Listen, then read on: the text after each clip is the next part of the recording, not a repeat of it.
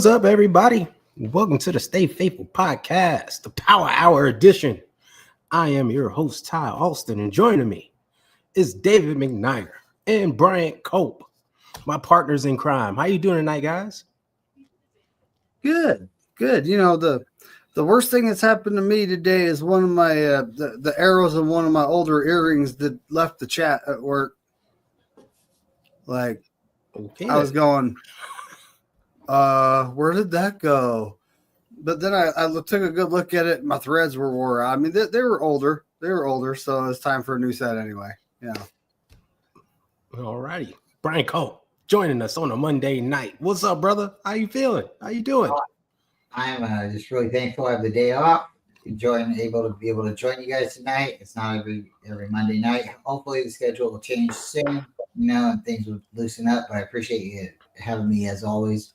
And yeah, just really, really happy. The playoffs was pretty exciting. Got to see some of the games the last couple of days. Me and David, we got to talk the other day, and I just don't feel the Niners right now with the NFL the way they're going. I think the Niners are better in the playoffs. I think it's better for the NFL overall, ratings wise, everything. And it just feels a little empty without us being there. But hey, it does. Yeah. It's funny you mentioned ratings. They said the Lions-Washington game did good numbers, but it was not as good as the 49ers-Packers game from last season.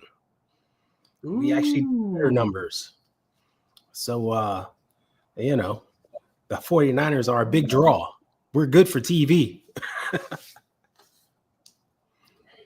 So I'm sure the NFL would like to see us return to the playoffs next season. And we will. I'm confident of it. I am too. There's a lot of things pointing towards us returning to the Super Bowl. We don't have the worst schedule in the world. We have a fairly easy schedule, looks like, if everything goes the way it looks on paper. And then with us being able to host the Super Bowl in our own stadium, it appears like everything should be lined up for us. So if the script is really writ, then hey, let's just enjoy next season. I still feel that, though, we'll have like a weird travel schedule. It'll still be heavy in travel. Like we're always like top 5 in travel, top 3, right? And even with this schedule, I still feel like they'll find a way to make us fly east one week, then we got to fly back west, then go all the way back to the east somehow.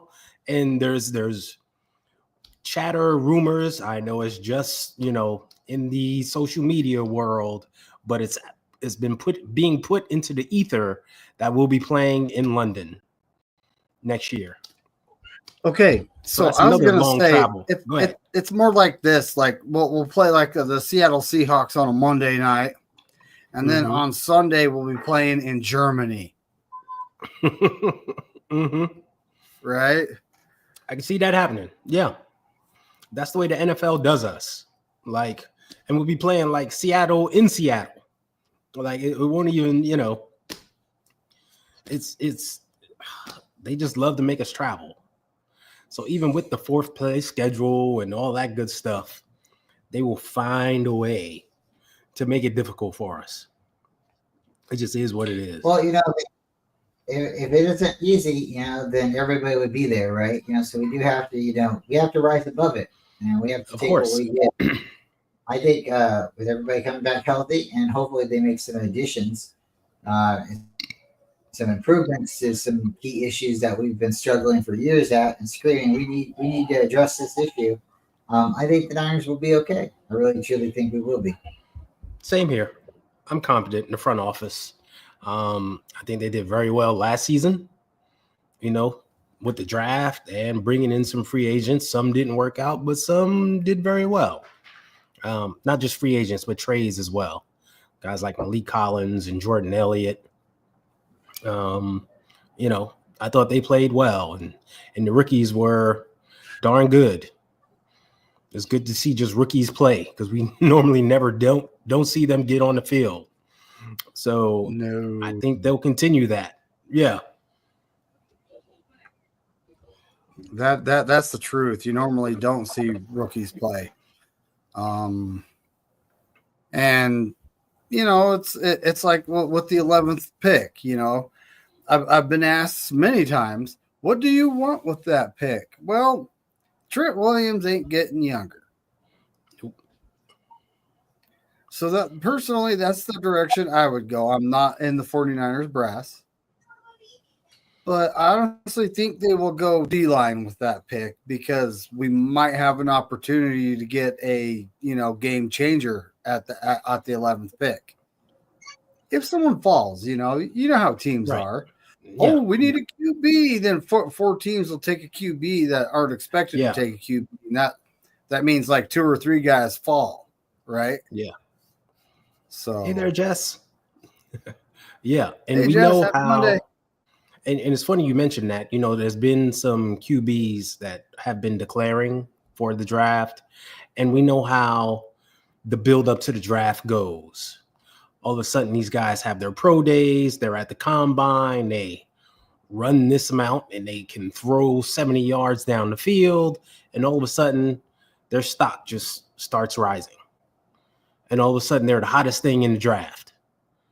And next thing you know, somebody like the Giants are like, we're drafting this quarterback. We're getting this guy. Cleveland, we're drafting this quarterback. So next thing you know, all those like defensive linemen and offensive linemen and these other guys start to fall down. That could be to our benefit. So, what do you think we're waiting for with our defensive coordinator? Do you think it's just we're waiting to hear from Robert Saleh, or do we have a backup plan? Well, let's get to it. We know that he is the 49ers' number 1 choice, numero uno. They have their sights aimed on him. And I can see them being I know why they want to be patient and wait for him. They're familiar with him. He's been successful here. Clearly the right man for the job per se. But I would like to see them reach out to more guys and interview more guys and, have a B, C, D, and E backup plan. And it seems like they only have a B and maybe a C plan. So that worries me a bit. What do you guys think? What worries me is Saleh has a second interview with the Jags. Mm-hmm. Are you seriously considering going to play for Trent Baalke and being the scapegoat? Like I wouldn't do that, but he wants to be a head coach, right?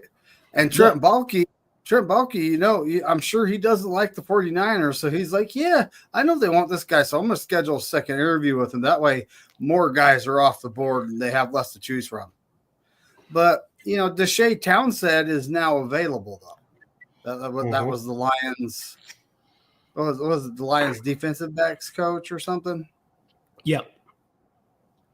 But yeah, he is now available. Shout out to the Washington Commanders. So we'll see how it happens. He was a good player for Pittsburgh for a long time. I remember him. Yeah, he was. Yeah. So, just like Aaron Glenn, those guys, I can see why they work together so well. They both have that defensive back mindset and both good players in their day and work their way up the coaching ranks. So, I wouldn't mind bringing him in either. So for me, says, let's be honest, Townsend was never going to get it. Well, he may be a default now. You never know. What were you going to say, Brian? Sorry about that. No, you're good. So for me, I pounded my chest a lot last year and said, bring in Fangio. And everybody was like, no, we have to change the scheme. And now after everything that happened this year, injuries, aside, because injuries were a big issue this year. But after everything that happened, Kyle Shanahan came out and said that, hey, our scheme's been found out. We might need to change our scheme. They know how to defend us now. They know how to play against us. So now what you're considering, changing schemes, and where's Fangio? Oh, he's in the NFC Championship game. So now we're ready to offer Robert Saleh more money to be our defensive coordinator than he would get to be a head coach. That's what's crazy to me is now we're taking steps backwards, because if we would have just held on to Robert Saleh a couple of years ago, we would have continuity in our defense and our coaching staff, and we would be able to say, hey, but no, because we let him go and he wanted to go become a head coach. Now he went. We didn't let him go. He went. We can't keep a man hostage. If he wants to leave, he's going to leave. I feel like we pushed him out as well because we wanted to upgrade and we wanted to promote D'Amico. No. That's what I feel like. We rushed everything, and then next thing you know, we have another good season, and then what happens? D'Amico leaves. It's like almost every year after that we were changing defensive coordinators. And I kind of feel like now if we don't get Saleh, are we really going to go with Brandon Staley? And I feel like that's what we're going to end up settling for. All right, well, time out. Hold on. First of all, we didn't just let him go, right? He was offered a position to be a head coach. He took it. That's everyone's dream, to be a head coach. Well, not everyone, but most guys want to be a head coach, be in charge, run their own ship. We can't just keep them hostage. That's not the way it works. So he moved on. We wished him well, elevated D'Amico. We kept going, and he went on about his business. That's football. That coaches move around all the time. You can't just keep a guy. We got to build some kind of rapport where these these coordinators want to stay in San Francisco and win a Super Bowl and not, think about themselves, because you shouldn't have like a revolving door where these coordinators are coming and going. We got to have some kind of continuity, some kind of, like family base, like this team believes in themselves and is going to continue to win. And right now we're on the pinnacle of where we're going to offer a defensive coordinator more money than a head coaching position to come back and take steps back and come back to our team. That's where I'm saying, like, I think maybe we lost something and now we learned something in the last couple of years, because we have to build union, and we have to say, hey, okay, win or lose, we're gonna stick with the scheme, or we're gonna evolve together. And I think that was our problem this year, is we let key players walk, and we haven't stuck with the coordinator for a while. Well, it's only been 1 year. We had Tyler for a while. No, but every year we keep changing defensive coordinators. We had Saleh, then we had D'Amico, then we had what? Saleh was there for a couple of years. D'Amico was around for a couple of years, and then he got a head coaching position. Steve Wilkes. Now we had Sorensen. Wilkes was 1 year. We let him go. D'Amico was 1 year. D'Amico was 2. No, he was 2. He was 2. He was. He was 2. Because after his first year, there was a lot of talk about him leaving, and he decided to stay. Exactly. Oh no! And he coached us up to be a number one defense, and then his hometown team called and was like, "We want you." How was he not going to jump at that opportunity? I would have taken it too. You know exactly what I'm saying. We got to figure out somehow to keep I understand exactly what you're saying, but these guys want their opportunity, and we can't sell them. This isn't the oppression years. We can't just hold the man down for a bigger hat, something like that. I mean, if you're getting more money than you would get to wear the bigger hat, then why are you really leaving the franchise? They said he would be the highest paid defensive coordinator, not coach. Listen to the language. But defensive coordinator at that money gets paid almost as much as a coach, or even more in certain situations. So it's like, come on, man. Like Fangio's getting $4.5 million or something like that. We offer Saleh $5 million. I don't think it's crazy. I really don't. And I if he keeps getting offered, second appearances, second interviews, then his heart might not be coming back to San Francisco. But I think we'll end up settling on Staley. And I think that was our original plan last year, but because fans spoke up and said, no, we don't want him, we promoted within. And I don't think that was the best idea. I don't know. I mean, what have I been asking since we hired Staley? Do you guys know? What is he doing? What does he do here exactly? What does he do? Like, what's his job? And I don't know. When it comes to defensive coordinator, we definitely need someone good at the position. We need someone that knows how to call a game. That's the key. We also need to give him some help and get him, a piece or two more on that D line, and D Winters and like Tatum Bethune, they could really be good for us next year. Yes, but we don't know if Greenlaw's a free agent, and he's kind of acting like he wants to test waters. So there's a whole bunch of question marks going on, right? Well, speaking of not, we can't keep a man. He's never been a free agent before. This is his first time. Now he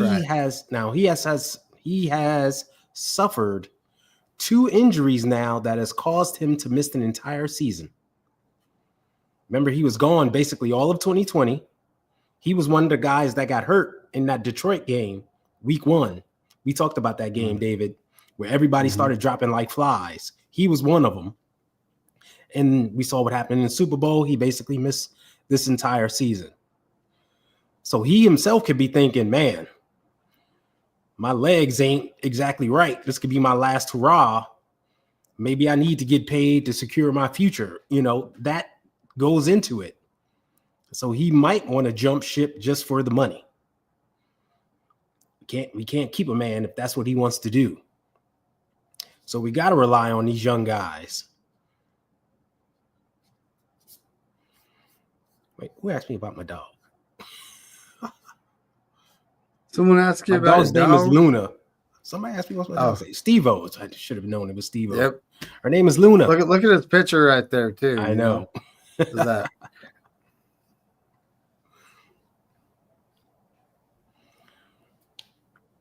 A great one said you look like Be Real.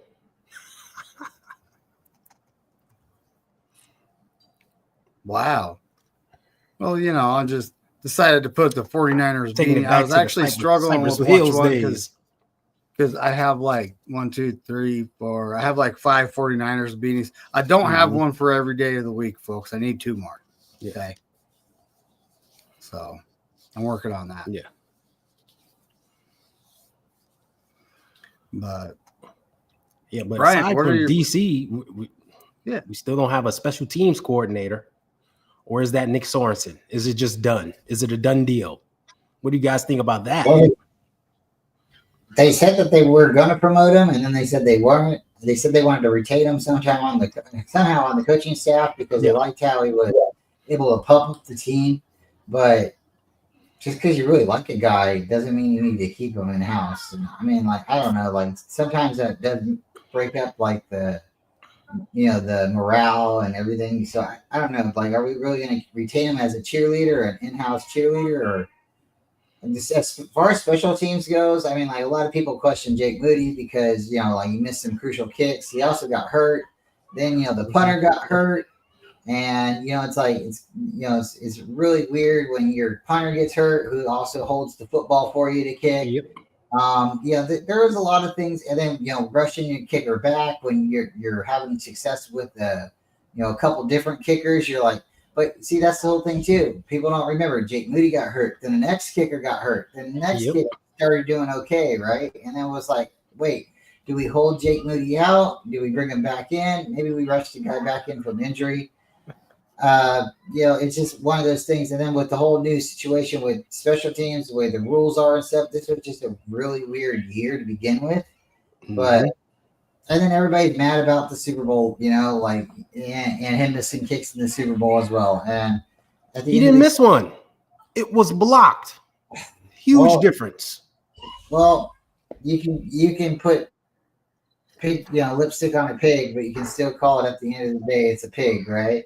And what's worse? You got to kick a field goal, right? Hold up though. What's worse? Missing one kick, one extra point kick worth 1 point, or missing 3 touchdown passes? Hey, I totally agree with you. And I'm one of the biggest Jake Moody fans, but I'm just saying that's where a lot of the hate comes from. He's the kicker that people want to hate because of his draft selection. So, as far as special teams coach goes, I just want him to get somebody that they're going to believe in and hopefully be able to keep around for a little while because, I'm not a big fan of them, changing defensive coordinators every year, changing offensive coordinators this year. Oh, we got an offensive coordinator this year, surprise. It's like, what's that? Do the Niners even need one of those? So I don't know. It's like, again, is this guy just going to be like one of those, cheerleaders on the sidelines or somebody that's going to manage Kyle Shanahan a little bit? Because maybe that's what we need is a team manager, Time so yeah. What boss do you know has a manager? Well, there are other teams. There are other teams that have a head coach assistant who tell me who manages back. There's several teams that have. Charge. Well, yeah, but you gotta have somebody that kind of calls you back and says, "Hey, buddy, you don't need to go across the sideline. It is fourth down. Are you sure we're going to sneak it or should we punt it? And kind of put you back in reality. And sure, you're not, he's still your friend or he's your assistant, but maybe that's what we need is somebody that says, "Hey, Kyle, are you sure you don't know that the overtime rules are this?" Somebody that's running shit, for you in the background because you're in your nose into the playbook, if you're not going to let somebody be a coordinator, and again, this year we have an offensive coordinator. What's that in San Francisco? Have we ever had an offensive coordinator? I mean, not with the Kyle Shanahan ring, right? Exactly. So is this guy actually going to be calling plays for Kyle Shanahan? Yeah. No. So it's just what, a fancy title? I don't. Hey, Kyle needs. It's the same thing Bill Belichick had for years when he had a defensive coordinator, but he ran the defense. Yeah. It's the same MO. Yep. So this has been going on for years. But go ahead, David. I'm sorry. So what I'm saying is Kyle needs an offensive coordinator. He needs someone to go get the snacks when he's hungry at halftime, okay? That's a snack coordinator. No, I hear you, Brian. I think if he has someone to bounce ideas, situations, things off of, that could help. And I think that's what Kubiak's role will probably be. He's not calling plays, none of that stuff, but to be that second offensive ear. And I think that's why Kyle has given him, play calling duties in the preseason and in the last game so that he can elevate his learning curve, learn what it's like to call plays in the game and be in the situation. So that when Kyle says, "Hey, I'm thinking about this. What do you think?" He has some experience to say, "Oh, yeah, this might work. That might not work. Or we can do something else." But I think that takes time, especially with a guy like Kyle. He's a control freak. He wants his offense run a certain way, and he's got to have that confidence in him to do that. And Jason says, the offense was best when McDaniel was bouncing ideas to Kyle. And you got to remember, Mike McDaniel and Kyle Shanahan were together for years. We're talking about a decade. They go way back. So they had that relationship where they can be that way. Mike can go to him and go, "Hey, Kyle, I saw that they were susceptible to this run over here, blah, blah, blah. I think we can hit them with this." They had that back and forth. He's gone. Kyle doesn't have that now. And it takes time to build up that rapport with someone new to be able to bounce off ideas and see things eye to eye. So we have to get to that level.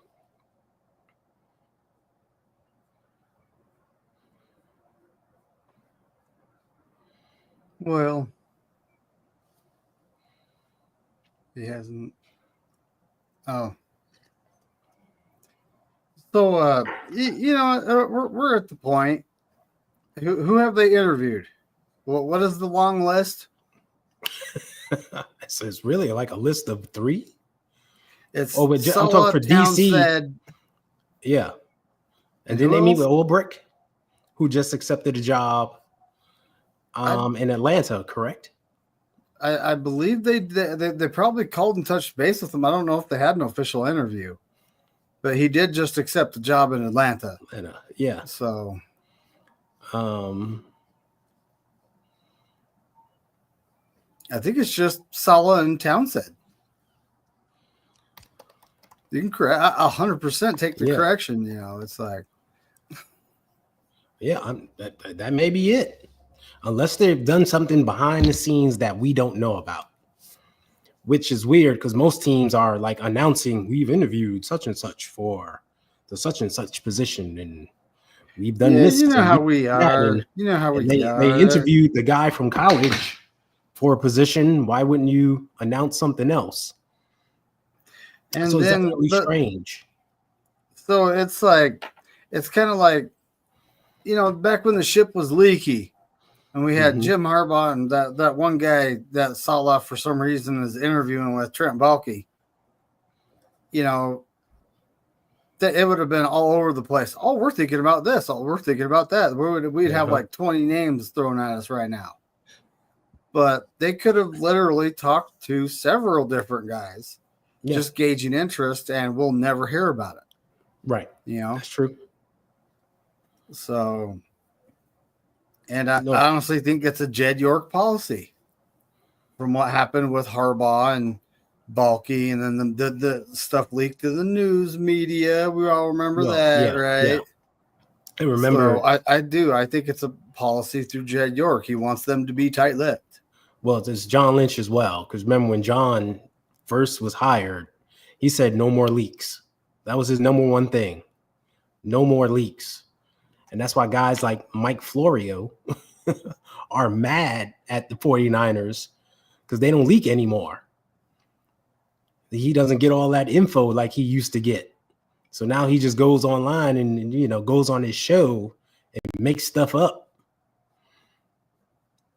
Well, you got to get those clicks. Got to get those views, man. Got to get the ratings. That's right. There's one way you should think about this, though. If the Jags need to have a second interview with Robert Saleh, are they really sure about him? Because you know how you go shopping and you might see a jacket and you'd be like, man, that looks cool, but I don't know. And then you go back. I need to get a second look at it to make sure I really like it, right? I think what if it's one of those situations? I think it's a fishy thing because, you know, Trent Baalke might not even be looking to hire him. He's just, well, the 49ers want him, so I'm going to draw this out. So if they don't get him, they don't have anybody. If he's that bitter, then he really is a bitch. Because he's been gone for a decade now. Like, dude, you got your own team. You're running, like, we don't think about you. And this whole regime has changed. Well, Jed York didn't change, but everything else has changed since he's been here. Like, if anything, he should be mad at, you know, Jim Harbaugh and the Chargers. That's who he had the beef with, really. It wasn't Kyle or John or anybody else. So if he's doing that, then that means, you know, he just sucks as an individual, which he probably does. Bryant, what were you saying? Well, Trent Baalke, you know, has been in Jacksonville as long as Kyle Shanahan's been, you know, here, or John Lynch, you know, so it's like they obviously like what he's doing. He outlasted Harbaugh, you know, so whether or not we really like him, you know, or not, or appreciate some of the things that he did, he's been a GM for, you know, 20-something years now, right? So, I mean, he's got to be doing something or knows what to say at the right times. I don't think I would be able to be a GM for 20 years if I had his track record. But again, I don't know. I mean, like, maybe once you get your foot in the door, then, you know, you get experience and they're like, hey, you know, stuff happens, you know, injuries happen, this happens. And it's excuses at the end of the day, but at the end of the day, it's football too, right? I'm glad he's not our general manager. Yeah, I'm really glad he's not. One, he was really hard to hear. He was hard to deal with, and I just really didn't like some of his politics. At the end of the day, the way he ran the football team, it wasn't something that I appreciated. But now we got Kyle and John.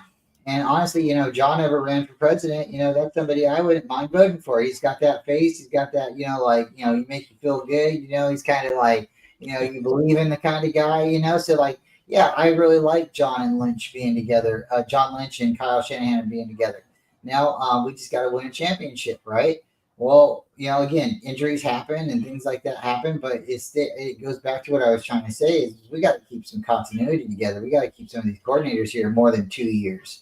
Because I read it in the chat here too. If we don't hire somebody here soon, we're going to end up with somebody like Wilkes or somebody even worse than that.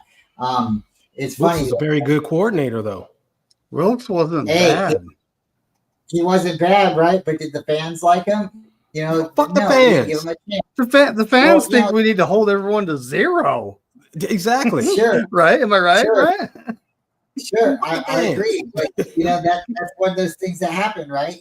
We make a bunch of noise, and the next thing you know, somebody gets fired. So we have a very powerful voice, and when it comes together on social media and other things, the franchise seems to listen to it because we would have hired Brandon Staley last year as defensive coordinator if we wouldn't have gotten super loud and obnoxious about it on social media. But now, again, if we don't hire Saleh, it could turn into Brandon Staley. It could turn into, it's not going to go back to Wilkes. I think that boat has sailed and will never come back. I don't think we did him right. I think we blamed him for the Super Bowl, and that was not his fault. Blaming him for every loss in the season. Win or lose the Super Bowl, I still think we would have let him go as the defensive coordinator. I just think that would have been, hey, thanks, nice that you're here. We want a championship with you. We'll take pictures. We'll have you back for the, annual reunion. When we have like a weird, yeah. But we're not friends no more. It's not we're not friends, but we're not inviting each other to barbecues. So right. Yeah, I think it's Robert Saleh, guys. It's either Robert Saleh or we have really big problems. So Steve-O makes a good point that they could have hired someone and we won't hear about it for a week. Oh yeah. But and it's true. Who says we're waiting? He's right. Who says we're waiting? We're interviewed, Deshae Town said we interviewed Saleh, maybe touched base with some guys on the phone and that we'll never hear about, because they didn't actually interview them. Or a reporter with paying some homeless guy at the airport close to Santa Clara is freaking, not seeing anyone coming in. So he's got nothing to report, right? Mm-hmm. At least he's giving the homeless guy a job, though. Right. I think Saleh is definitely, number one pick. He's the guy that they want. So they're waiting to hear, what's your decision, man?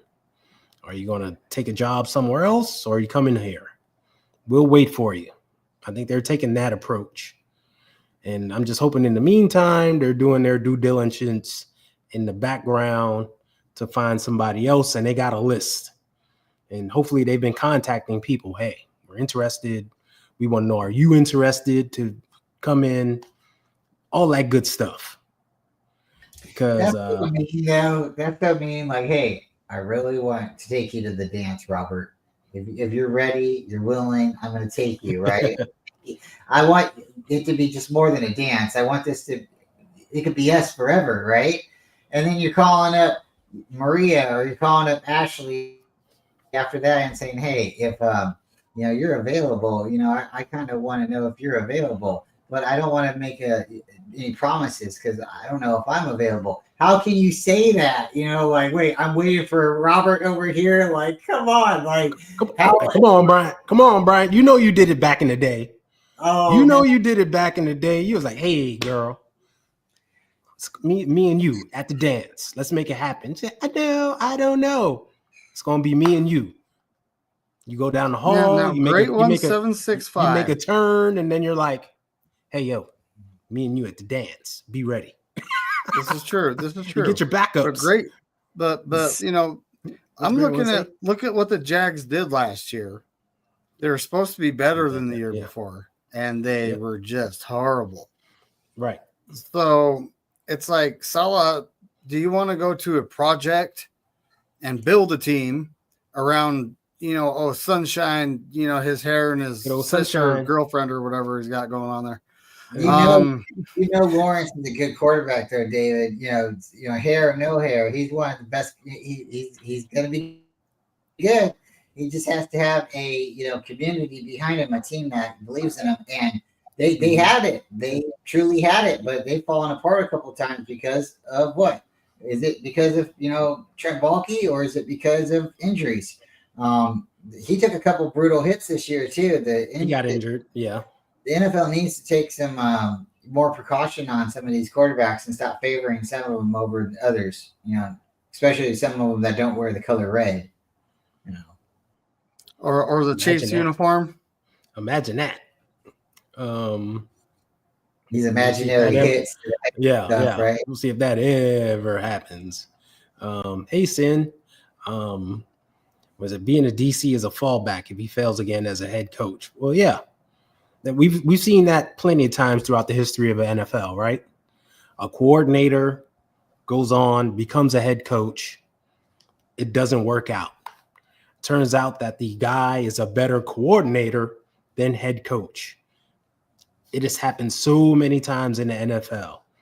This could be the case with Robert Saleh. We don't know. We know in New York, it was tough. He never had a quarterback. Some O-line issues. It just never worked out. And honestly, can you say that like a player or a coach is better just because he doesn't win the chip? Maybe Robert Saleh was a better head coach that season with the Jets than anybody else could have been. They just had bad injuries. Maybe he kept everything together. Maybe he did everything that was possible, right? But because he was with the 49ers and we were winning at that time and he was defensive coordinator, maybe it was easier to call the right plays and say this or that. Maybe it wasn't so tenuous, or tedious on him. Maybe he didn't have to struggle so hard. So is it easier? It's kind of like if you really want to see somebody at their finest, right? It's when they're struggling, right? It's when they're working the hardest. And, maybe not everything's going the way it should be going. So I give him a lot of credit. You can't blame Aaron Rodgers getting hurt, the second play or something into his, first season as being the quarterback. A lot of things went bad for Saleh. I understand that. And I said he never had a quarterback. The line was bad, etc.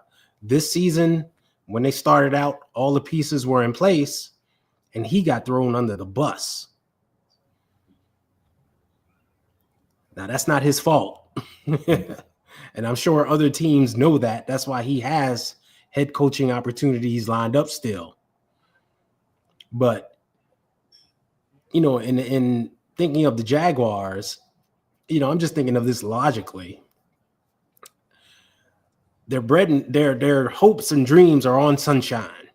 They need him to do well, right?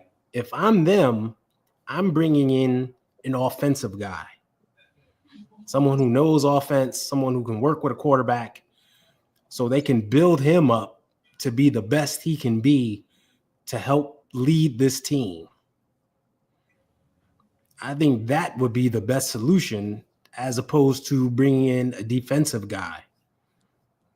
Because they did that before. Like if you look at all these guys they had previously, they were defensive guys, except for Doug Peterson, who just didn't work out. But I think you need offense. You got to work on the offense. So it's weird that they're taking this approach, but they have ties to him. They know him. He's been there before. And, it's the old boys network. You go with who you know sometimes.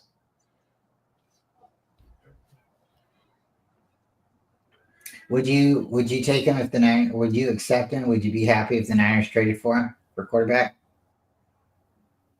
For Trevor Lawrence? Yeah. You think would you think he work out with our offense? I think he would work out really well. I think he would. I think he would fit. I think he'd stand in the pocket and deliver the ball and use his legs if he needed to.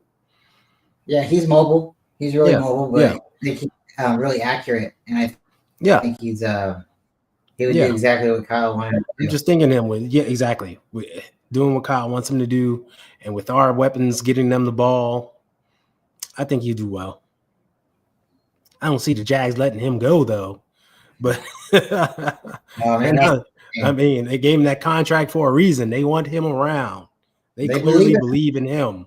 Yeah. So, and like he's like a Trent Baalke pick, isn't he? You know, so it's like he's been for a while. On him, gave him that extension, so he's tied to him definitely. So can I ask you guys, who would you bring in for the 49ers backup quarterback this year? Would you bring in a veteran, or are we rolling with Tanner Mordecai? Ty, who would you bring in? You take that one. Would you bring in Kirk Cousins? Well, hold on. Mullins is available. So James Richard Garoppolo is also going to be available. So is Trey Lance. Get the band back together. We could. You know what I mean? We could sign Trey Lance and James Richard Garoppolo, and then the media will have a festival. Hold up. 49er fans always want to bring back these old players, right? Bring back DJ Jones. Bring back this guy. Bring back that guy. And bring them back. Where's the love for Nick Mullins and James Garoppolo? I'd go after Zach Wilson and bring in Robert Saleh for defense coordinator and see if that works. I would. Sin agrees with you, Zach honestly, Wilson, when it comes to backup, I'm down to roll with Tanner Mordecai. I mean, was on our practice squad. He has a year learning the offense, right? Mm-hmm. So I'm down to roll with him. You're going to have to start going cheap at QB at some point. Well, because you're going to have a guy with a top end contract here shortly, right? I think, I think Tanner Mordecai will be in the mix, and they'll bring in probably someone like a Zach Wilson, a young Justin quarterback Fields. That didn't work out elsewhere. Remember, Kyle liked Justin Fields. Russell Wilson. And I was just seeing if you guys were listening to me. I'm listening. God no. Yeah. Pittsburgh, re-sign him. Well, that's why when you guys were saying Justin Fields, I'm like, why would they let him go? I mean, I know, Russell Wilson got him to the playoffs this year, but is he really their future? How many more years did Russell Wilson have? 1, 2 years? Exactly. Why would you let Justin Fields go at this point? You just say, hey, you sit here and you get a little bit better, and then we're going to roll with you after, Mr. Russell Wilson leaves. I don't see the Pittsburgh Steelers letting him go, but like Zach Wilson, coming in, I liked him when he was at BYU, and I thought he was a good fit for the Niners. He was mobile, he could, had a big arm, but maybe he didn't have the best, I don't know, ethics, or maybe, again, social media is too big of a deal for some of these players, and we find out too much about their private life. Maybe that's an issue too, but if all that's behind them or whatever, people are young and they have fun or whatever you want to say, I think if they're interested in Zach Wilson, I think he has a lot of talent that the Niners could utilize and maybe really, make work for the 49ers. I think he's got a lot of potential. It's funny you said that. Always said in that draft, if the Jets didn't take him at 2, we would have taken him at 3. Yep. I really believe Kyle would have snatched him up at 3. Yeah, and I think we were playing with the Jets and kept him because we wanted Trevor Lawrence. We knew we weren't going to get Trevor Lawrence. They were looking at Zach Wilson because Kyle and Robert Saleh were just together. They had been talking and stuff and saying how good this player is, or had a little man crush or whatever happened. And then we didn't get it. And then we also tried to get Sam Darnold from the Jets at that time too. And because Robert Saleh was there and he knew we were what we wanted, he didn't really play with us. He didn't give us a good deal. So. At the end of the day, I think Robert Saleh had his chance with a couple quarterbacks that the Niners wanted because we also wanted Aaron Rodgers. And what happened? Robert Saleh was able to, come in big again, So it's like, all right, maybe the Niners need to get Aaron Rodgers and Robert Saleh. I don't know. It's definitely something's missing without Robert Saleh around, though. Well, so all that you just brought something up though. So Robert Saleh, he picks the guy we're looking at. He doesn't trade us Sam Darnold, right? He gets another guy that we were looking at some years ago, Aaron Rodgers. So does he really want to come back? Well, I want you to think about something. He was just in a situation where his defense played very well, but he got thrown under the bus because the offense didn't perform. Does that sound familiar to you? Why would he want to go from one situation like that to another situation like that? That's true. I'd be thinking about that myself. Like, oh, that's the way you operate now? Not for me. Wise guy is wise. I have to agree. Rodgers sucks. Yes. His offense, and I hate to talk about the Jets, but remember, it was his offense. He brought in his offensive coordinator. He was running everything he wanted to run. The defense was ranked 3rd, 2nd, 1st in the league in all the categories. The offense sucked, and they blamed him, the head coach who runs the defense. How backwards is that? The head coach leaves, the offense still sucks, but you got nobody to blame now. Boy, was the Jets dumb. But anyway, I wouldn't touch Aaron Rodgers with a 10-foot pole. I think it was a lot of issues that went into that. I don't think he was all in going to the Jets. I think there was a lot of business decision made there, where a huge money factor that was made there. I don't think he wanted to go to the Jets, but he did. And then when he got there and he got originally injured, I don't think, like a lot of people say, it takes more than 1 year to recover from that. So regardless, the Jets tried to start him the next year, and he wasn't quite right. And yeah, you're right. Both years, the Jets defense has been pretty decent. And that goes back to being Robert Saleh is a good defensive coordinator. Is he a good head coach? But he's a good defensive coordinator. We know his defense is really solid.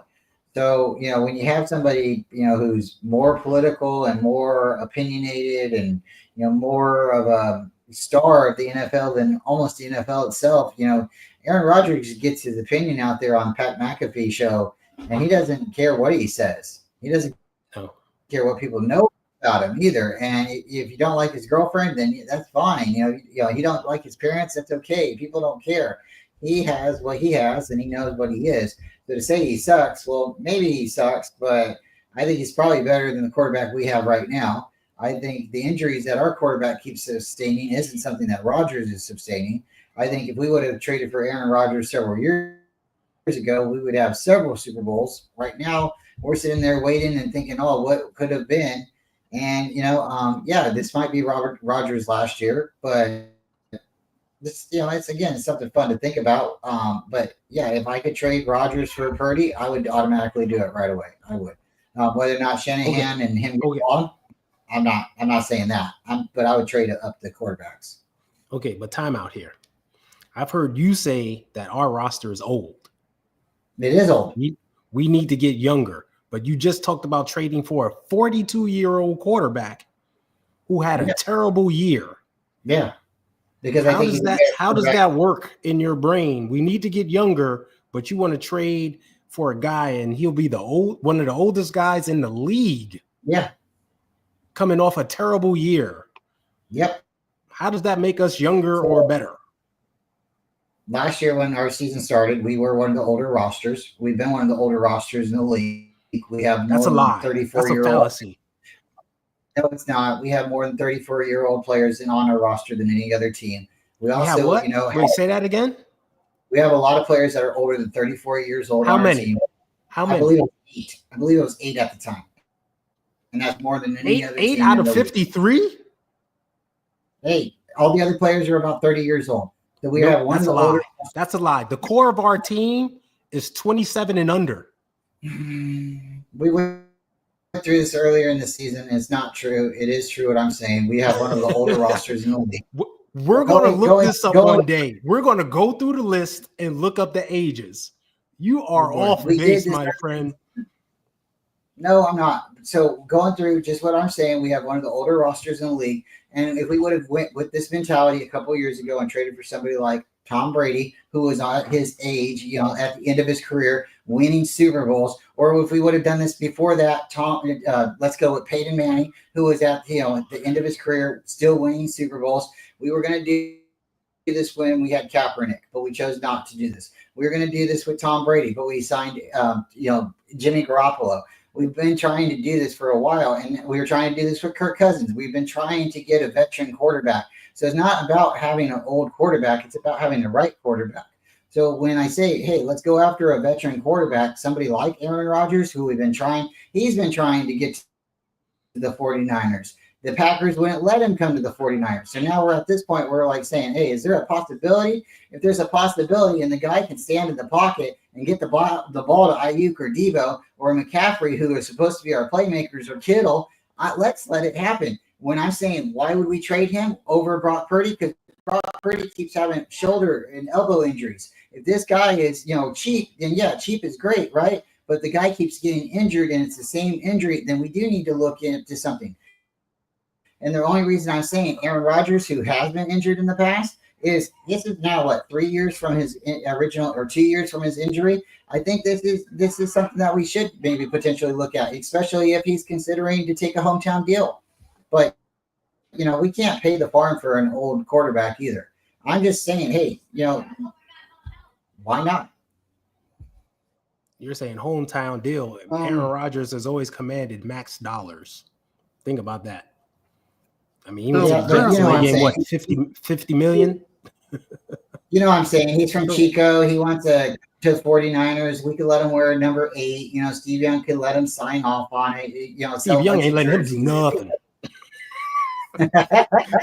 Steve Young is from the 80s and 90s. He is built different. He played with Ronnie Lott. He is not letting him do nothing. That is not the way these guys work. This is this newfangled thing where everybody's friends and they do jersey swaps. It was none of that going on back in the day. You saw no Cowboy 49ers jersey swaps at the end of the game. That's not the way it works. That's the funny thing, though. When he played in Cal, he was number 8. Then he goes to the Packers. He wears number 12. He can't go to New York and wear number 12 because that's Namath's jersey. And then he comes to the 49ers, he'd have to get number 8 or 12, but John Brody or Trent Dilford would have to approve that. Trent Dilford don't have any words on it. But it's like out of all the jerseys that are retired, 8 and 12 are 2 of the numbers. So what number are you taking, Mr. Rodgers? But here's the thing. You mentioned, hold on. I want everybody to listen to this though. Brian, I hear what you're saying. Purdy's being injured. You never know. Let's bring in somebody. I'm with that. Cool. And Aaron Rodgers getting the ball to our weapons. I hear you. But he was just in a situation with Devontae Adams, damn good receiver. Garrett Wilson, damn good receiver. And all these other guys. And he couldn't get the ball to him. He sucked. Because we go back to that lingering injury he wasn't fully recovered from. Let's give him 2 years to get fully healthy, and let's see what could happen. Right. And Devontae Adams too came from the Raiders, where he was struggling. He wasn't completely 100%. And then we've been seeing all those Taco Bell commercials. He's been working or eating or playing or whatever. That ain't healthy for him either. So come on, so. Hey, I love a Taco Bell in my house. I'm just saying. So, I don't eat Taco Bell. But so the 49ers have the 27th. The 27th. We're ranked 27th when it comes to age in the league. And this is with the youngest being number 1. The Packers at just under 25. We're just under 27 at 27. But the oldest is actually the Dolphins, believe it or not. I think we have to put this age thing into perspective, though. That's this year's roster. Last year we were even 2024. That's the 2024 53 man. And then 2023, when we were talking about this, just previous, we were even older. We were further back on the roster. So out of 32 teams, being 27, we ain't young guys out there, man. We got some old guys. What's the average age? Does it say average age? That's exactly it. It's the average age of the 53 man roster. Does it say what our average age is? That's what I'm asking. 26.68. 26-year-old years old is old. But you have to understand, according to NFL standards, if we round that up, 27 years old, that's old. But I remember that's going into your prime. That's old. We have more. Are you shitting me? We have more 30-year-olds on our team. More 30-year-old plus. I think we only have 7 guys over 30. We got Juice, Kittle, Williams. Yeah. Trent Williams, Mitch Wisnowski is one. I know he's like 34, 35. I think he's 30, somewhere around there. Who else? Is there any other key guys over 30? Maybe Jake Brendel. I wouldn't call him Jake a key Brendel. guy. Oh, hold on. You said key guys. Yeah, you said key guys. So that totally messed me up. But yeah, Jake Brendel is over 30, but I can't say he's a key guy. But he's about to be out the door. We know that. Juice and Kittle, Juice and Kittle. We got Williams right there. Brendel at 32. Jake Brendel is 32. But when you have 8 guys and it takes 11 guys to play offense, Brandon Allen is one of the 8. Ooh. Trent Taylor's at 30. He's one of them. Ooh, Trent Taylor. Ooh. But this is a consistent thing, though. This isn't just Devondre Campbell was one of them. He's already gone. See ya. This is a consistent thing, though. This isn't just this year. This was last year. This was a year prior to that. It's been kind of what we've been building since Kyle's got here, because we've been building players and they've been staying. We haven't had a whole lot of players that leave, and when we do have players that leave, we get other players that come and they stay for a while. So, we've lost 20 players in one season, but we've also retained that many players as well. So, it's not the worst place to play. They definitely seem to treat their players the right way. I'm telling you, the roster is not old, though. I don't know why, because of that stupid list where we're at 26.8 years old and some other team is, 26.4. That makes us old. The roster is young if you look at it. Everybody's like 28 and under, really. That's a young roster. It's not old. So we have to stop that mentality. Oh, we're old. No. That's not the way it is. We don't got guys. We don't have guys who are on their last leg. Then we could bring in a veteran quarterback like Aaron Rodgers, and he'd be, great, because we aren't young and dumb. We're, experienced. He'd be part of the geriatric crew, Yeah, he wouldn't be too old, and he could, do what he needs to do, and the younger players could do what they need to do. I don't know, Ty. I don't think we're going to move off of Brock Purdy, but if he keeps getting his elbow, the guy. If he keeps getting his elbow hurt, he's not, Gumby out there. He's not, Mr. Elastic. He's supposed to be the 49ers quarterback, and we got to have him ready to go. So, well, thus the emphasis on needing to improve the O-line and him needing to improve on, getting rid of the ball, et cetera, et cetera. All that stuff needs to happen. I know Chris Dahlman, is that his name? Drew. I'm thinking of his dad. Good old Chris. Yes, that's his dad. I'm an old guy. I'm already thinking of parents. Drew Dahlman seems to be the center man crush of the offseason. So, that could be one cog there. And we talked about getting Trent's replacement. Hopefully, right tackle, maybe, if we can upgrade there, we could be in good shape. But we got to see.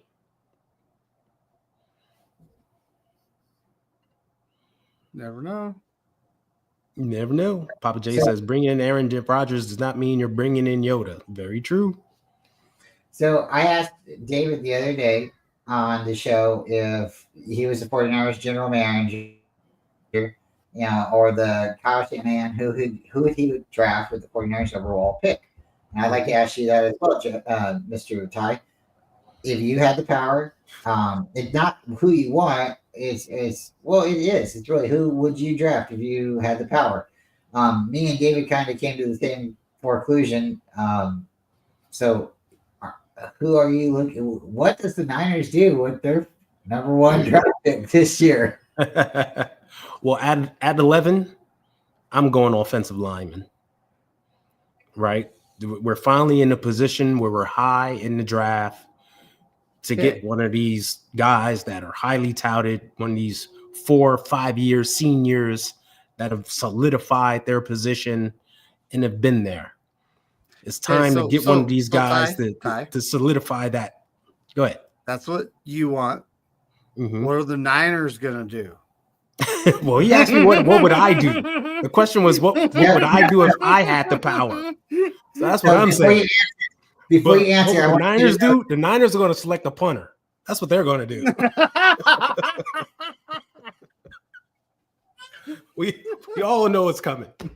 They're going to do completely what no one wants. That's the 49er way. Me and David both wanted to draft an offensive lineman. Something right there that we could build around, right? We know Williams isn't getting any younger, but we both believe truly that the 49ers this year with their overall selection is going to go defensive end, defensive tackle. That's kind of what they do. I said I want an offensive tackle, but the Niners are going to go D-line. Yeah. Well, we know that's John Lynch's MO, right? Every time we drafted high, what did he go after? A defensive lineman. Is what he does. Be honest, until they have somebody that's a prime center or a prime offensive tackle on the number one overall pick, you kind of either have to go quarterback or defensive line. That's almost always what you have to do, unless you have a prime running back or a prime wide receiver. You don't. The center, the tackles, those guards, they always get selected lower in the. So I don't know. I feel we're going to get another bookend for our defensive line. And I'm honestly hoping we can get Max Crosby. If somehow, some way, the Niners can get him from the Raiders, let's go. But I don't feel like he's coming to the Niners. I feel like he's already said it. He doesn't want to leave, Las Vegas. So he loves it there.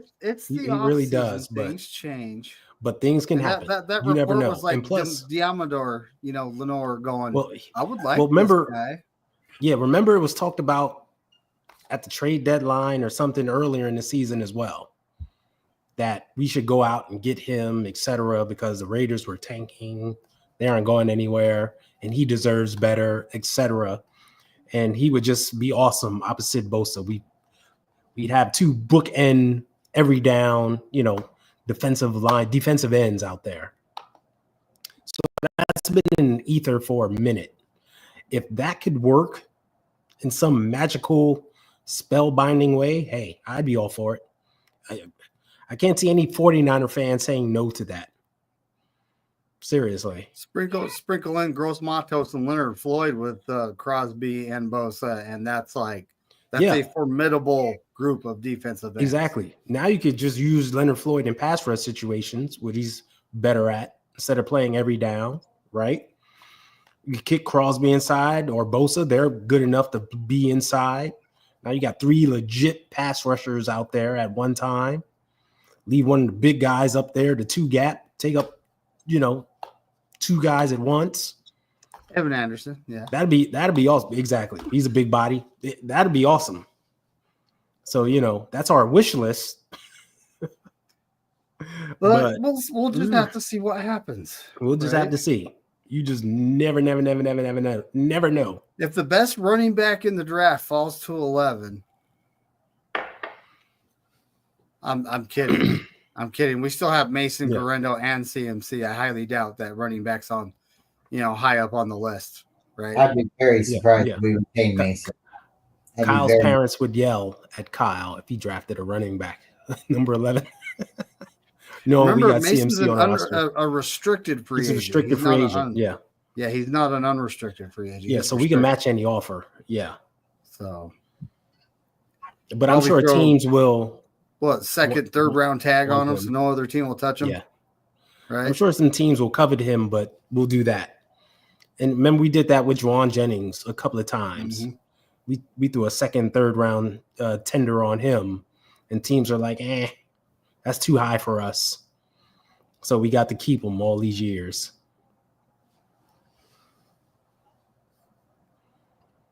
We need a placeholder. Maybe we can get him at that number 11. Okay, so a 49er podcast ain't a 49er podcast, and this is shout out to Steve-O. How much we paying Brock?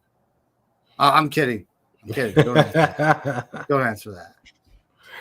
$49.99. No. $49 million a season. There you go. $49.99. That'll be the contract. Well, 49er way. I would want to ask him how much does he want, or expect to get paid, because at this point, yeah, you've taken us to the championship game, but it wasn't your full season. You did great, but you got injured. You woulda, coulda, shoulda, maybe won the Super Bowl. Then you do get to the Super Bowl. You don't play your best game in the Super Bowl. Sure, you played the way the coach wanted you to do it, or whatever. The next season, maybe lingering injuries from the Super Bowl or whatever you want to say. It was a long season or something. But the season was on Brock this whole season, and he didn't play the best way. He didn't play bad. He made some good decisions, but you can see he's still a rookie. Me and David kind of talk, and I say it a lot because me and David talk a lot. 7 years for a quarterback, right? Aaron Rodgers set for 4 years. Jordan Love set for 4 years. It takes a couple years for a quarterback to get seasoned and actually be decent, right? Look at Josh Allen. Look at Lamar. So the quarterbacks, it's not, so he's in his third season. So I would look at your third, fourth season. I'd look back at him and say, you're making $100,000 and look how good the team is around you. How much do you want? Because when you ask for so much money, it's going to take away from other things on the team. You know your limitations. We know you can't throw the ball as far as other quarterbacks, but you can get it done. So, if he's not willing to take a hometown deal, I don't know what we can afford to really, or why we would want to retain him. Just because he sold a lot of jerseys in the last couple of years, I don't know, guys. No, $49,490,490.49. That's a beautiful contract. There's your prediction. Yeah. No, Brian, you have to remember. When did he start? 2022. Remember, in the offseason of 2022, that's when. At the winter meetings, that's when John Lynch came out and said, Brock Purdy is the leader of the clubhouse. That is also when Kyle Shanahan came out and said, he's the real deal. They've believed in him since then. He's been the guy since then. So they want him here. Now, it's just a matter of, all right, what can we work out? And it's what Brock wants, and then there's what his agent wants. And is Brock going to be the boss of his agent, or is his agent going to boss Brock and be like, because Brock could say, hey, I'm good with $50 million. I'm good with $49.49. Get me $49.49 on my contract. I think that's beautiful. I think it's poetic. That's what I want. And his agent will be like, no, you should get $94.94. It happens. His agents could be like, no, man, the market, look at what they're paying Dak in his 2 playoff wins. You're worth 65. Yeah, dude, because we don't know how it's going to play out, but sooner the agent will want 100. It's not. The bigger the number, the more he makes. Another good thing about Brock Purdy, though, we're not going to see him dancing on TikTok when some other receiver gets paid, or Instagram, or whatever that was. We're not going to see that. Brock his wife ain't going to be calling the team going, well, we might not be in San Francisco next year. His wife ain't doing that right after the season stops. You know? No, I like Brock Purdy, and I like everything he's done for the team and stuff. And that's what I'm saying is if we can get him for what he's valued at, just because you're the starter of an NFL team, there is no like fine print in saying that an NFL quarterback has to make $50 million. There's no contract rule that says that they only make $99,000 or whatever. If that was the problem, then we should have given him more money back when he started taking over for us in the Dolphins game, right? Or when he beat Tom Brady. He should have got signed right then. It should be adjusted at that point in time, right? You're the San Francisco 49ers #1 starter. Oh, wait. On record, on the team roster, you're the third string quarterback, right? No, that's BS. So to go on and say you deserve this money now for the stuff you did in the past. Well, what did you do this last season? You didn't do what we needed you to do this season. And it seemed like you got hurt a couple times and there were some secret injuries that happened. And I'm drinking the Grant Kool-Aid or whatever you want to say. I just don't want to see the 49ers get stuck behind another player that had an injury like Jimmy Garoppolo, and we weren't able to get away from him because why? We pre-signed him. I like Jimmy Garoppolo. I was a fan of him with the 5-game, win streak. And then what happens? The Chiefs injure him, and he gets that big, ACL injury, or MCL injury. And then from there, he wasn't ever really able to drive the ball. The way he was able to throw the ball, the distance and stuff was a lot shorter. Sure, we made it to the championship game in the Super Bowl the next year in 2019. But, because he wasn't able to really perform, or maybe he wasn't fully recovered from the injury, he overthrows Emmanuel Sanders. And at what point, like you say, okay, well, these guys got rushed back. Well, yeah, you have to play because your contract deems if you're healthy enough, you need to play.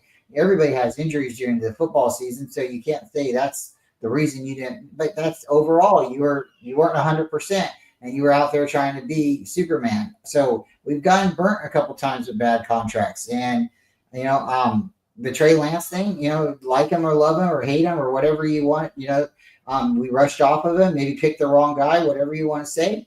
We got out from a contract that really was a bad contract from the start, to trade up that far to get a 3rd-round pick, third number 1 overall pick. Number 3 overall, yeah.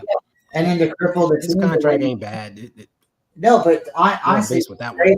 But to trade up that far for a quarterback that wasn't a quarterback, that was a defensive player in high school that converted to quarterback. I mean, there's a lot of things, like it was nice that we had the option to take the 3rd overall pick, but to solidify and say this is our guy, or that should have went for Trevor Lawrence, that should have went for Zach Wilson. But again, we had some things that happened, and it is what it is. But I just don't want to get stuck behind paying Brock Purdy $50-something million, and then the Niners, he gets injured second week. But that's football, right? Anything that's can football, happen. Though. You can't predict that. Yeah, it's just a guy could go down at any play. Look at Dre Greenlaw. He went down running on the field. And we've seen other guys go down non-contact. At the end of the day, it's not my money. It's just what's best for the team. And I'm just going to make the best deal. And hopefully he gives them a hometown deal as well, because I think he wants to be here. And I think the Niners can win with him. Just we need to be a healthy team around him. I think we need to put an O-line in front of him to protect him. You and I talked about that yesterday, though. And we talked about it too. Yes, I think that's and very everybody necessary. has. Everybody has. And it's like Brock. You gave all your offensive linemen Toyota trucks. I was wondering, did you ever send the repo man to any of their houses? I'm just well, them trucks are free, so you don't have to. No money out his pocket. Shout out to Toyota. Doing a nice thing. Sponsoring Old Reliable there. Yeah. That's the way it works. You remember the old Steve Young commercials with Toyota Corolla? Not 49er quarterback to have a Toyota sponsorship. It's a thing. Yeah, that's true. And how many of us have said, no, Brock's not like a Ferrari or a Corvette. He's like a Toyota or a Honda. We've actually said that. At some point. And that's fine. That's what we need. So I think we just know he's not the biggest guy, right? He's not 6'5", 260. He's on the smaller side. 95 yards. He's on the smaller side. He is a damn good quarterback, though. To his hand. Yeah, he is a damn good quarterback. He just needs to be protected. He can't be out there taking them hits. That's because true. They will take a toll, and that's on any quarterback, though. I mean, at some point, it's going to take a toll. Like Cynthia makes a point. Like I think Brock has one interception in the playoffs, right? Mm-hmm. And like Lamar, who everyone says he's better than Brock, right? Laid that ball down like a baby. Shout out to Steve-O, I'm quoting him. But laid that ball down like a baby yesterday. Like he played good and bad. The turnovers were bad, but he also made some great plays in that game. You can't take that away from him. But that's one game, and we got to stop comparing. I think we got to stop comparing Brock to these other quarterbacks overall. Brock is Brock. He's his own man. He's his own quarterback. Let's look at what he has done for us and his value and go from there. Yeah. Right? Everyone says Jared Goff sucks. Ever since he was with the Rams, he sucks. Now all of a sudden we want to compare him to Brock. Why are we comparing Brock to a guy that we said has sucked from day one? It makes no sense. I personally haven't said Jared Goff sucks. I call him Jared Goofy sometimes because it's just fun to play. But he took the Rams to a Super Bowl. He didn't put up a lot of points in the Super Bowl. He lost against Tom Brady. But how many quarterbacks have lost against Tom Brady? But when he went to Detroit, it wasn't a bad decision for Detroit to take him. He's a good quarterback when he's, but things happen too, and sometimes when you put more on a quarterback than they can handle sometimes, or maybe when, it happens. And, I think that's what happened with Jared Goff. He really good quarterback.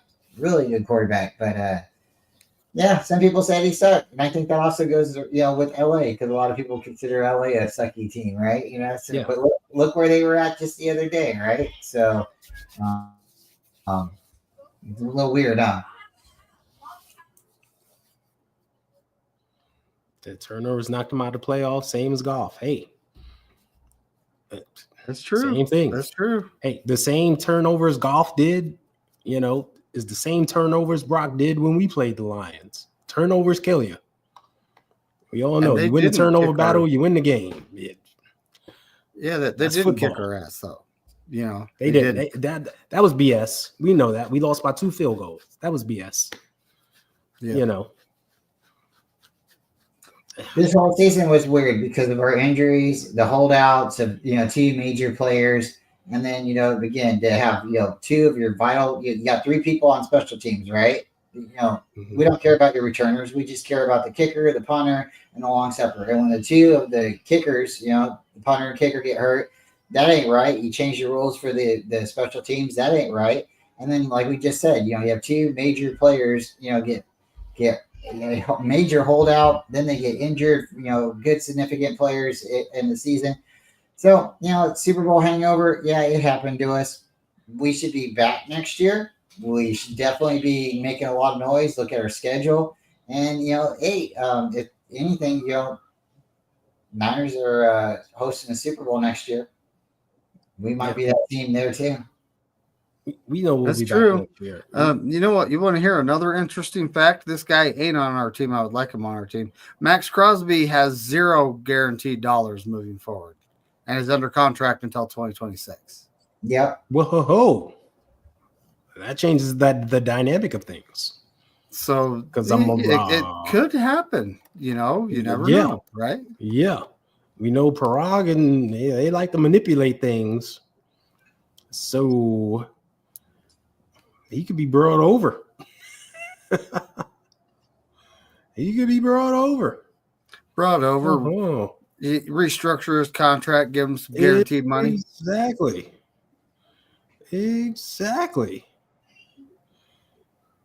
His cap number is $28 million next year. We can make that work. Oh, the Raiders have money though. They're up there. They're not. They're probably down to lose some here and there. Yeah. But Max Crosby's 28. That's too old. Is it? Too old. Yep, he's 28. That's too old. We got to be younger. I don't think Brian's getting that. You're Ain't that the way it goes? He's too old. We got to be younger. We just got to be 24. We got to go out and get a 24-year-old, 23. That's what we got to do.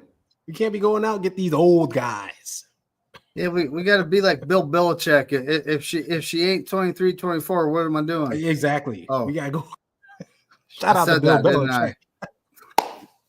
Guys, it's worked out for other teams in certain situations. If we would have split the money, we could have got Bobby Wagner, and where he's playing with the Washington Commanders now.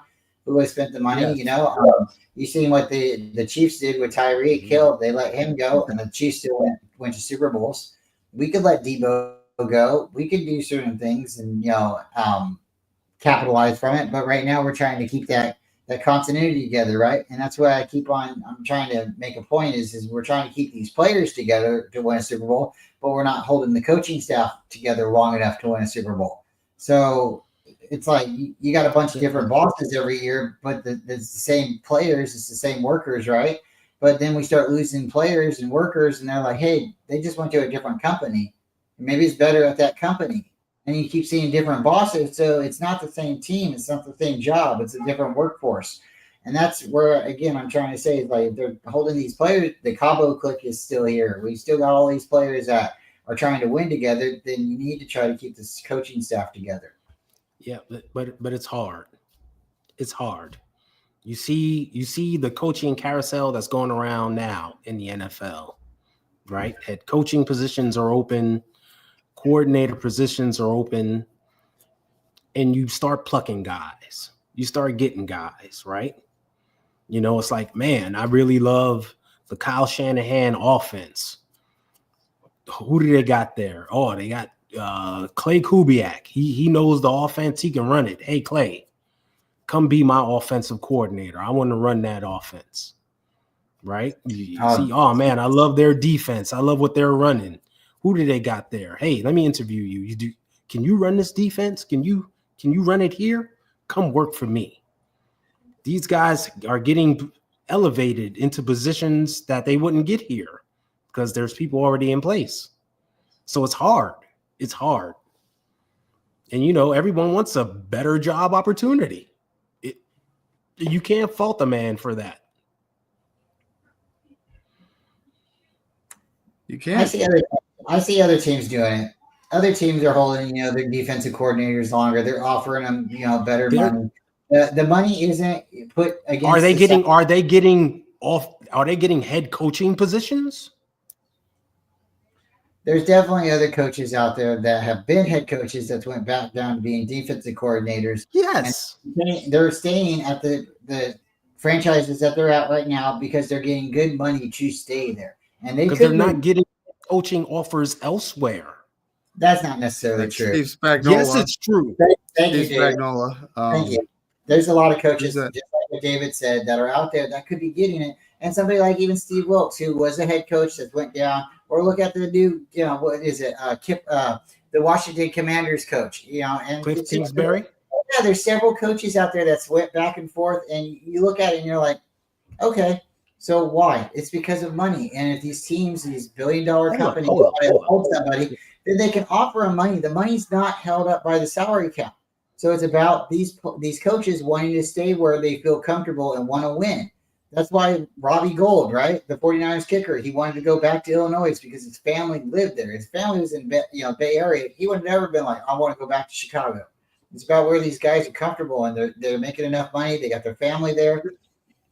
So you just said it. How are we going to hold a man to stay here if he wants to go somewhere where he's comfortable and can make more money and support his family? But that's the point right there. Exactly. If our team is willing to match what the other team is saying, hey, we'll have Fuck a match. I'm more comfortable in Chicago.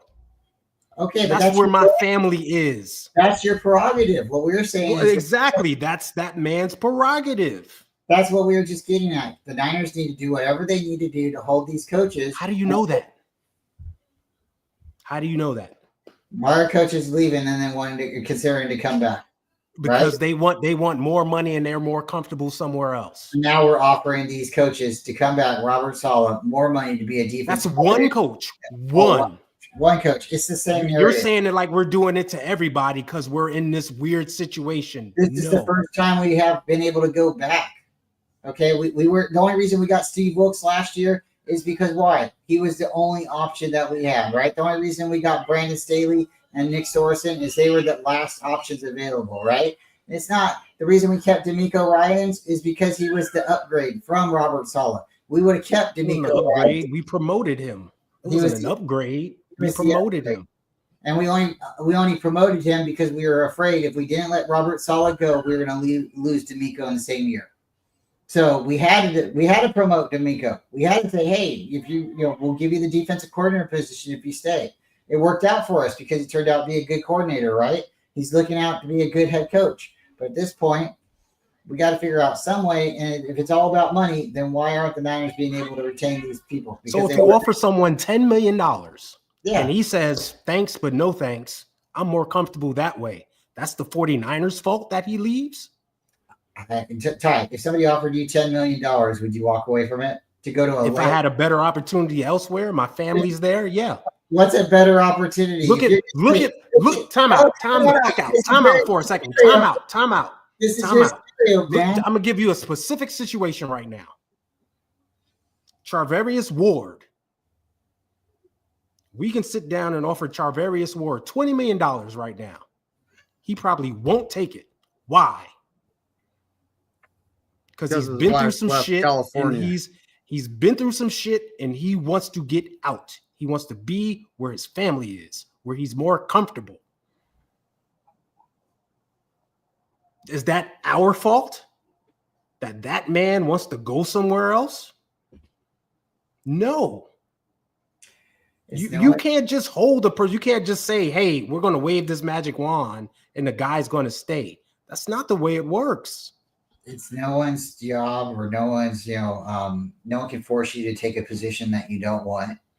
But clearly, if someone's offering you more money than you're going to make somewhere else, the logic answer is most people are going to take that job that's paying you more, regardless if it's about location of family or not. There's lots of people. I'm in the situation where I travel away from my city for a better position job, right? A lot of people will take the same thing to take that pay so their family is taken care of, even if it means they're traveling or they're away from their family.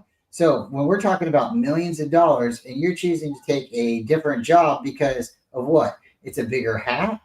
It's a better location. It's a better paying job. There's factors that we're not all counting into right now. But what we were just talking about was if the Niners are willing to pay you more money than you can get somewhere else, then why are you leaving? It has to go back down to... They're not, though. You're looking at that way wrong. It's been reported that the Niners will pay Robert Saleh more money than any other team to be the defensive other defensive coordinator.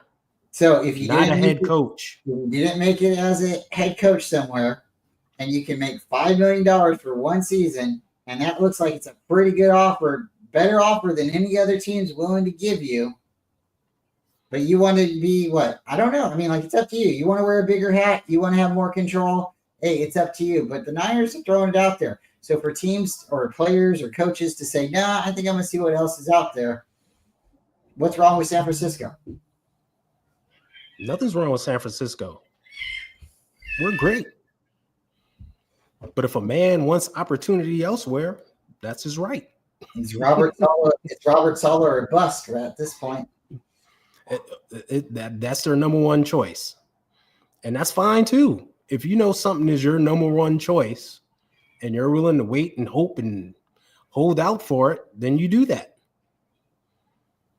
And you don't make mistakes. It's just the game. The game is the game. And we just got to sit and wait. Hurry up and wait. Right? Yep. Have the Jaguars interviewed anyone else for their head coaching position? Has anyone tapped into that? Let me look.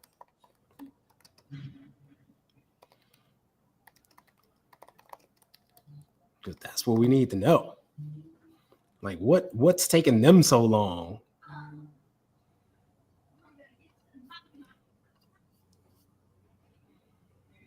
Connection with the team. Who have they? So Liam Cohn this is the offensive coordinator from the Tampa Bay Buccaneers.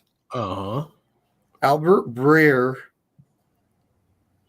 and Robert Saleh. Okay, I see Raiders defensive guard Patrick Graham. So you got 4 guys. That's 4. Okay. So you never know. You never know. They might be doing their due diligence. I guess the hot item this year is Ben Johnson. Yeah, but he gone. They done the Bears snatched him up. Ooh, that poor guy. He's got weapons. You never know. If they can get an offensive line together, they may be okay.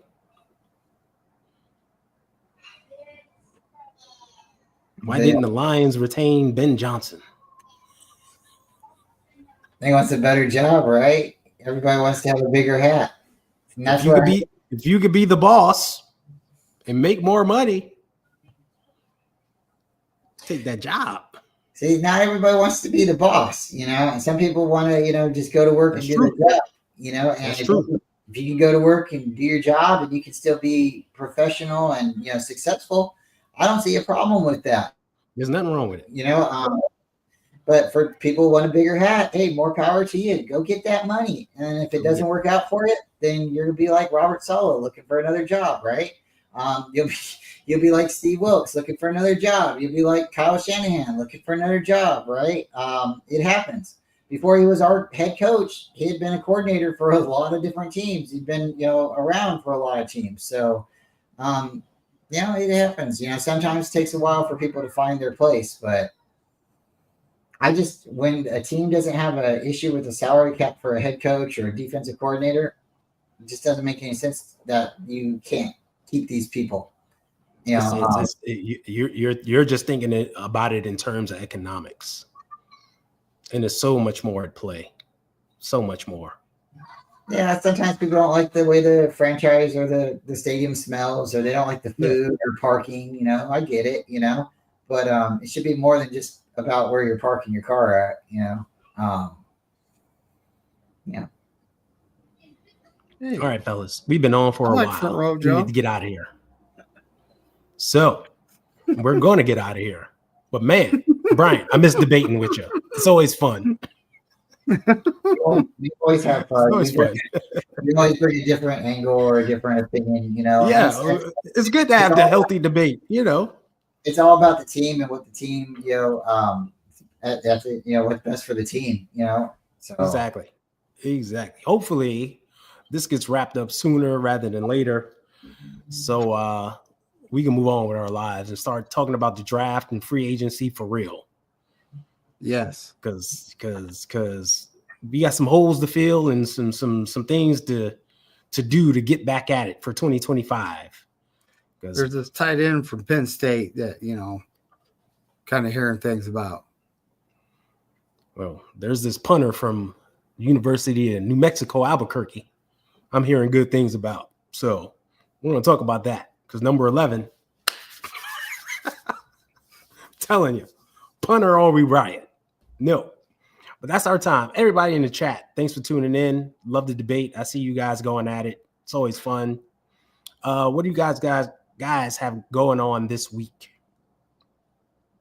Well, Corey Davis 49er Wednesday will be picking the conference championship games. Please subscribe, folks. I'm trying to get to 200. I don't think I'm going to make it before the end of the NFL season, but I tried. Subscribe to that man's channel. Pretty much all I can say. All right. Q. BC, will we see you on the weekend? I know you've been popping in on the weekend, doing your shows when you can. Just as often as I can. It just depends on the work schedule. The government is a great place to work for, and it makes our place better to live at, right? So I got to do what I got to do, and if I didn't make it, I will be there. I don't really put out the show before too early, so I'm not really getting probably a bunch of views. So if you are subscribed, I appreciate it. If you catch me in passing, that's great as well. we just have fun conversations and try to, talk 49ers. Thanks, guys. Thanks for having me as always. Yeah. Hey, everybody. Off season's just getting started. We got a long way to go. So try to ignore the noise. And as always, stay faithful. And David, take us home, please. Well, speculation train has no brakes. As Corey Davis says, go 49ers and F all 31 other teams. That's right. See you, everybody.